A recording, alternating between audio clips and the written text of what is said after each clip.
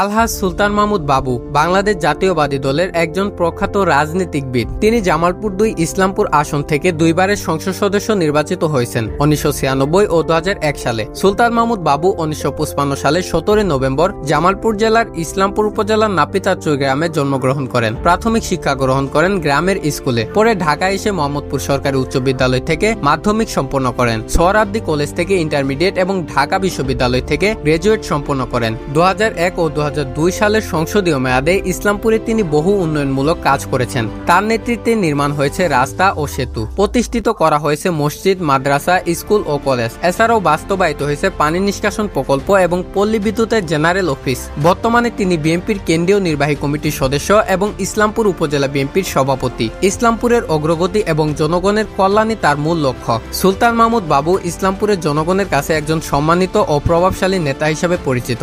সঙ্গে ছিলাম আমি নাইমুল ইসলাম নাইম, বাংলার মাটি।